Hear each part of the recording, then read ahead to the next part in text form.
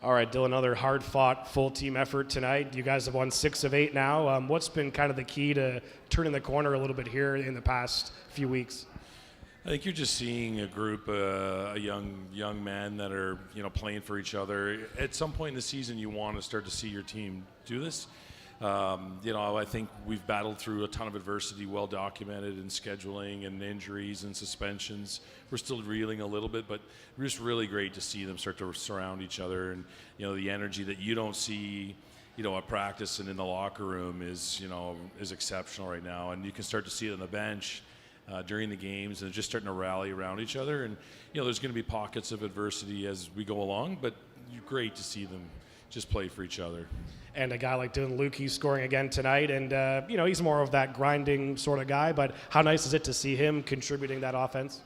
I think you're going to need everyone to step up at some points of a season. Coming into this year, he was a player we were really kind of interested to see. A U.S. player, long body, righty, plays pretty hard, and he's embraced his role and his identity and had to fight through injuries too, so it's really fun to watch him, get a couple of good bounces go his way. And Easton Wainwright tonight, obviously he's from that area, from the Hamilton, Brantford region. Is this? I take it this is kind of a game that he likely circles on his calendar before the season starts? It could be, yeah. No, he was incredible, wasn't he? Like, great speed, opportunistic goal for sure. This team, earlier in the season, you touched on a little bit already, but earlier in the season, when something went wrong, it seemed to snowball. Yeah. Now the confidence level just seems so much higher than it was before. Is there a particular sort of turning point where that happened? We thought this would be the version of the team that we had coming in, and then you can't control some bounces that go or not go your way. So is this possibly the group that we envision going in? Maybe. The turnaround, what, having a new coach, the coach leave, and that's forcing everyone to kind of look inside a little bit. I'm sure there's probably a little part of just the shock of that. Not that you anticipate that to be the reason, but I got to think there's something to that, and that. With the injuries, Lukasz Fischer and Mitch Young come back, and they're huge for our back end. Ryan Brown really starts to play some great hockey. Liam Beamish, comes in, and Jack O'Brien, and just I think an influx of real competitive players, and just things starting to go our way. And obviously when the puck bounces, you find a little confidence. So confidence, to your point, has been a big indication of it for sure.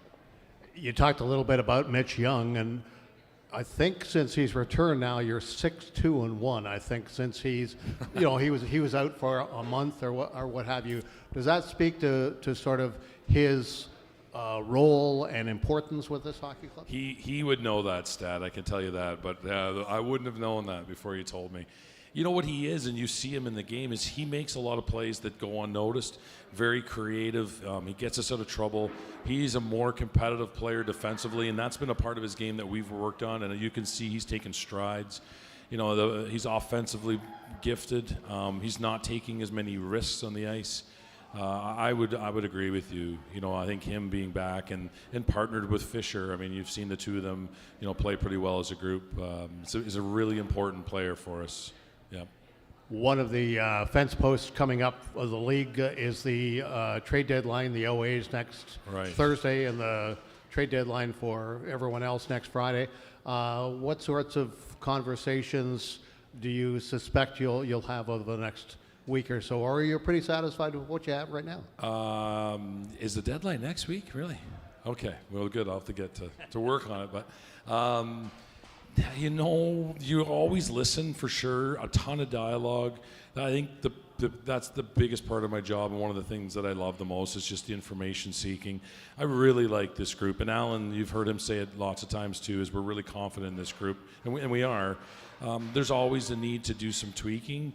I think I'd be remiss if I didn't consider that and look at it more so for what are we looking for in the years coming forward.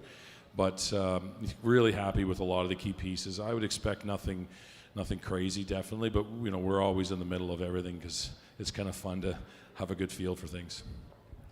Is Nick going to have a day off anytime the rest of the season? Is he just going to keep riding him the rest of the way. Well, he takes his days off, but he's got his nose in a textbook. He's an engineering, student at the U of T at the same time of being a goaltender for the Sarnia Sting, which is pretty impressive.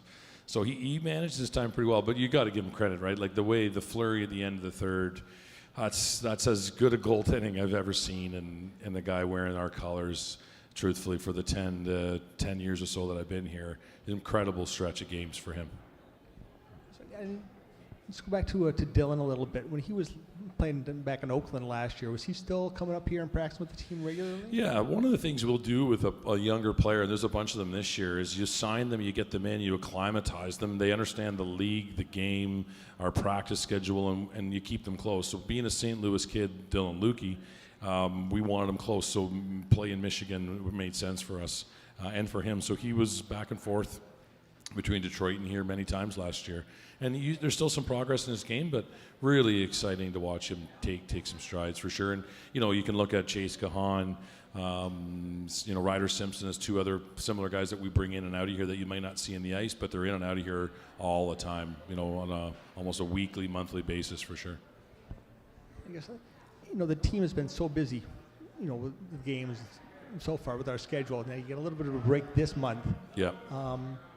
It sounds weird to say, but is it almost too much time off for them between games now? I think the time off will come really.